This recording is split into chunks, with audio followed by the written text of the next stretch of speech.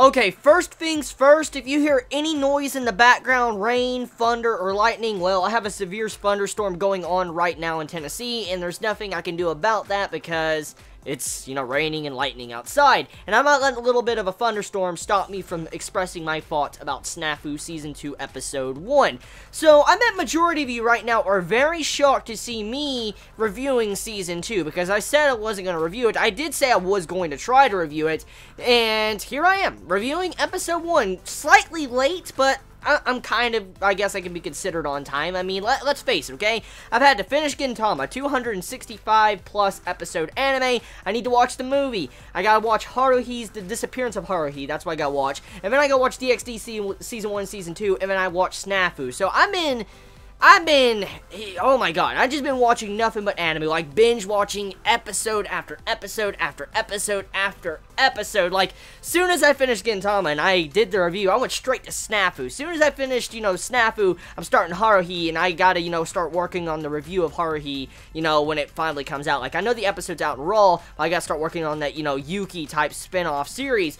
So, yeah, it's been very crazy last 48 hours. I've kind of been just pulling all-nighters just to be able to catch up with all these different series, because so many of you want me to express my thoughts on Snafu, DxD, and stuff like that. Now, I don't know if I'm going to make it on time when it comes to DxD. I just want to pre-warn you right now. I might not make it on time with this first episode, but I'm going to try my damnest this upcoming week to binge watch Season 1 and Season 2. Just letting you know right now. So, yeah, I'm just making sure I keep you up to date. So I probably will not, review DxD Season 3 this week, but I'll try to review it next week and give my thoughts on it. But anyways, let's talk about Snafu. Okay, so Snafu, let's just get my thoughts out there. Since I haven't reviewed Season 1, I just finished Season 1, and I just went straight to Season 2, I just want to take a few moments to say, now I see why so many recommended it. Like, oh shit, it's a very uncliche rom-com, and a very uncliche. Like, usually when it comes to these type of series,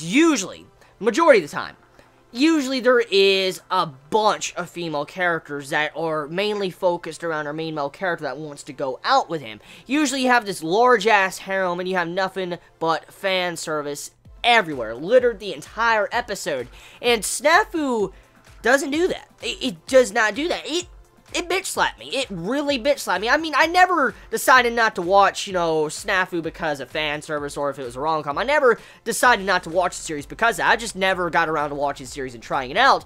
But it is completely different from the standard rom-com harem, and I respect Snafu for that. I really do. I just want to take my thoughts to say I really respect Season 1 a lot for kind of not using so much fan service to make the audience tune in every week. Mainly, what made me tune in and watch the episodes was our main characters. Hachiman, oh man, he best boy. Like, he's best boy. Like, oh my god, I like his dialogue, I like his passive aggressiveness, I like his outlook on society, so, and just all sorts of stuff he does through the series, I love. I love his character a lot. So, instead of fangasming on the main male character, Hachiman, let's just talk about the series.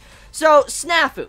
A rom-com series that took me by surprise because it could be considered a mature story. Even though it has these, happy-go-lucky elements that we see in a lot of rom-coms and school slice-of-life series, it manages to break the mold slightly. I mean, it doesn't fully break the mold, but it kind of tries to reform the mold and do something different. And that's what we get in this series of Snafu, our main characters. Now, Yukino and Yui and then Hachiman, they're really unique characters. I mean, they each have their own cliches about them, of course, but they're very unique and different, and they're characters that you can actually enjoy and like, because they're not those type of characters that are constantly putting opire asses on your face, and they're just characters that you can like because of their personality or the actions they have taken through the series, and that's why I feel like I was enjoying Season 1 so much and why I binge-watched it so fast, because I started Snafu yesterday, like yesterday night. I started around 8 p.m.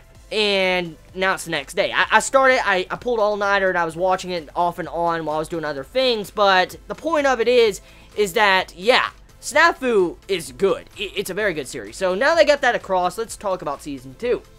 So Season 2 begins right where Season 1 ended. Like, I mean, if you remember how Season 1 ended, Season 2 kind of picks up right after that. It really does. And I, honestly, if I was left with an ending like Snafu Season 1, I would have been pissed. I would have really been pissed because the ending of Snafu Season 1 didn't feel like a conclusion. Like, it was just there. It was just, that's it. That's it. Like, let's wrap it up, folks. Like, that's kind of how the end of Season 1 was, and I was like, are you fucking kidding me? Like, oh my god, like, I don't know when Season 1 came out. I think it came out in 2013 or 2012, but whenever this came out, I feel so bad for the people that had to wait for Season 2 to come out, because that cliffhanger, oh my god, that's god-awful. It really is.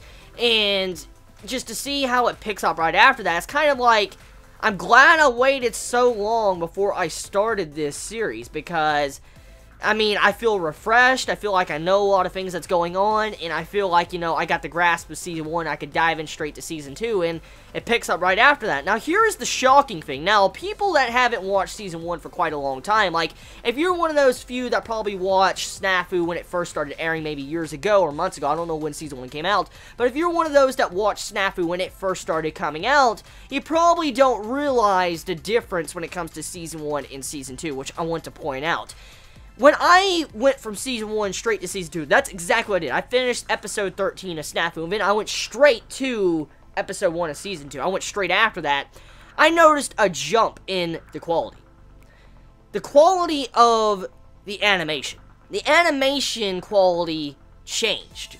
And I'm like, the fuck? Like, the animation got a whole lot better. Like, I can't even begin to describe how the animation has changed from Season 1. Like, the lining and the artwork on Hachiman, night and day. Night and day artwork. Like, the artwork looks so fucking good. The budget and everything on Snafu Season 2 looks so crisp and clean compared to Season 1. And it shocked me. They kind of slightly look like different characters in some aspects because of some of the art design decisions in Season 2. And I was shocked to see that, going from, like, you know, an episode, like the final episode of Season 1 to the beginning episode of Season 2, it's just different. Like, you will instantly notice it if you see those episodes. And I was just shocked when I started the episode. I was like, oh my god, the quality has definitely changed. Like, it's improved a lot in this season. And I can't wait to see what else they're going to be giving us for the remainder of Season 2. Now, that's pretty much it. I mean, the story and all that, it's really good. It's like interactions between the characters. That's like the main concept of the series. Seeing Hachiman go through day-to-day life as a loner and trying to, you know, just go through life and try to work out life as best as he can. That's kind of how it is, and I mean, I like the series like that. It's really cool. I like the outlook on how Hachiman looks at the entire world, and it leaves me wanting to know more what's going to happen. I really hope Hachiman actually changes over time. Like, you know, he eventually opens up a lot more to Yui and then Yukino. I hope he does that later on, but that's pretty much it. That's my thoughts of Snafu.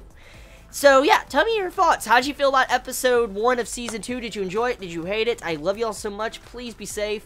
Chibi out.